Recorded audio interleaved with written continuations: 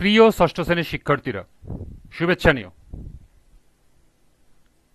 আজকে আমি তোমাদের 2025 সালের বিজ্ঞান বিষয়ের নতুন বই থেকে নবম অধ্যায় আলোর ঘটনা এর অনুশীলনী থেকে 2 নং সৃজনশীল প্রশ্নের সমাধান করে দেব।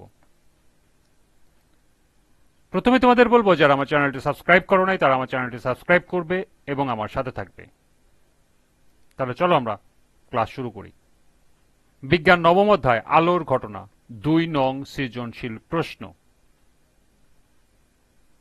দুটি সমতল দর্পণ সমকোণে মিলিত হয়েছে, অর্থাৎ এটি একটি দর্পণ, এটি একটি দর্পণ, দুটি আয়না সমকোণে অর্থাৎ এখানে 90 ডিগ্রি কোণ উৎপন্ন করছে।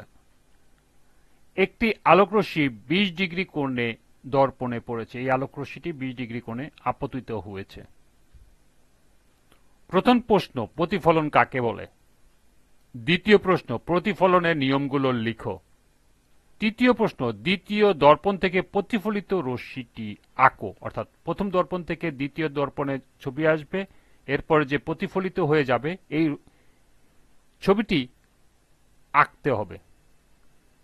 এবং সর্বশেষ প্রশ্ন, দর্পণ দুটিকে পরস্পর সমান্তরাল করা হলে কোন ধরনের প্রতিফলন ঘটবে এবং কেন ঘটবে ব্যাখ্যা করো। অর্থাৎ এই দর্পণের থেকে আমরা এখানে 90 ডিগ্রি না রেখে এই দর্পণটিকে যদি আমরা এখানে সমান্তরাল অবস্থান করে তাহলে কোন ধরনের প্রতিফলন হবে এবং কেন ঘটবে সেটি ব্যাখ্যা করতে হবে।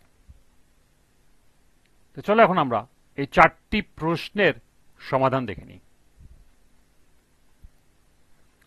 প্রথম প্রশ্ন ছিল, প্রতিফলন কাকে বলে? কোনো বস্তুতে আলো পড়ে যদি বাধা পেয়ে ফিরে আসে তবে তাকে প্রতিফলন বলে। দ্বিতীয় প্রশ্ন, প্রতিফলনের নিয়মগুলো লিখো। আলোর প্রতিফলনের দুটি মূল নিয়ম আছে যেগুলো সব ধরনের প্রতিফলনের ক্ষেত্রে প্রযোজ্য। নিয়ম দুটি হলো, 1, আপতন কোণ এবং প্রতিফলন কোণ সব সমান সমান হয়। 2, আপতিত রশ্মি, প্রতিফলিত রশ্মি এবং পৃষ্ঠে আঁকা লম্ব রেখা এই তিনটি একই তলে অবস্থান করে।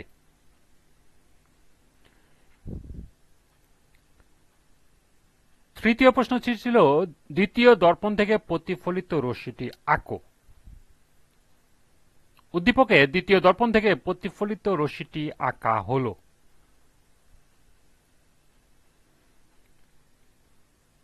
এই ছবিটি আমি যেভাবে এঁকেছি তোমাদেরকে ঠিক এভাবেই আঁকতে হবে।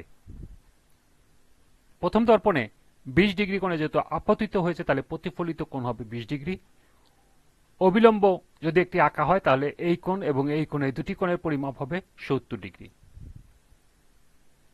দ্বিতীয় দর্পণে আপতিত রশ্মি যে কোণ উৎপন্ন করবে অর্থাৎ আপতন কোণ হবে 70 ডিগ্রি। যেহেতু এই কোণের মাপ 90 ডিগ্রি, এখানে 20 ডিগ্রি, যদি আমরা ত্রিভুজের 3 কোণের সমষ্টি 2 সমকোণ অর্থাৎ 180 ডিগ্রি ধরে নেই তাহলে তার থেকে 90 যোগ 20 অর্থাৎ 120 বাদ দিলে আমরা এই 70 ডিগ্রি পেয়ে যাব।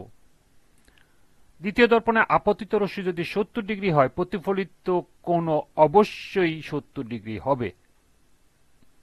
আর এখানে যদি অবিলম্ব একটা আঁকা হয় তাহলে দুই পাশের দুটি কোণও হবে 20 ডিগ্রি করে। সর্বশেষ তোমরা চিত্রের নিচে লিখে দেবে দ্বিতীয় দর্পণ থেকে প্রতিফলিত রশ্মি। সর্বশেষ প্রশ্ন ছিল, দর্পণ দুটিকে পরস্পরের সমান্তরাল করা হলে কোন ধরনের প্রতিফলন ঘটবে এবং কেন ঘটবে ব্যাখ্যা করো। উদ্দীপকে উল্লেখিত দর্পণ দুটিকে পরস্পরের সমান্তরাল করা হলে পুনর প্রতিফলন ঘটবে। আমি এখানে দুইটি চিত্র দেখিয়েছি, তার কারণ এখানে উল্লেখ করা আছে।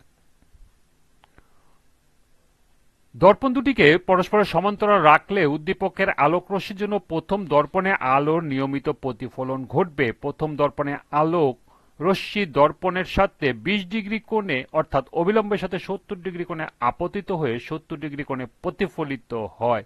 এক্ষেত্রে দ্বিতীয় দর্পণে কোনো রশ্মি আপতিত হলেও এর প্রতিফলিত রশ্মি প্রথম দর্পণে ফিরে আসবে না। অর্থাৎ আমরা যদি এই আলোক রশ্মি যদি 20 ডিগ্রি হয় তাহলে এটা প্রতিফলিত হয়ে হয়তো দর্পণ বড় হলে সেই দর্পণে প্রতিফলিত হতে পারে, কিন্তু প্রতিফলিত রশ্মি আর প্রথম দর্পণে ফিরে আসবে না।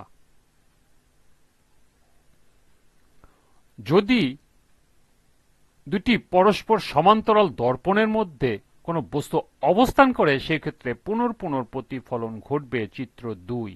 অর্থাৎ এখানে দুটি দর্পণের মাঝখানে যদি কোনো বস্তু রাখা হয় সেই ক্ষেত্রে এটা প্রতিফলিত হবে, বারবার প্রতিফলিত হবে। এই বারবার প্রতিফলিত হওয়াকে বলা হয় পুনঃপুনঃ প্রতিফলন।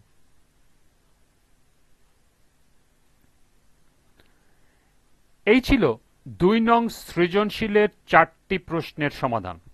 তোমরা এগুলো এখান থেকে নোট করে নিতে পারো। আজকের ক্লাসটি এ পর্যন্তই। পরবর্তী ক্লাসে নিজেরা করো এর সমাধান করে দেব। সবাইকে আবারও বলছি, যারা আমার চ্যানেলটি সাবস্ক্রাইব করো নাই তারা আমার চ্যানেলটি সাবস্ক্রাইব করবে এবং আমার সাথে থাকবে। সবাইকে পরবর্তী ক্লাস দেখার আমন্ত্রণ জানিয়ে আজকের মতো আমি এখানে বিদায়।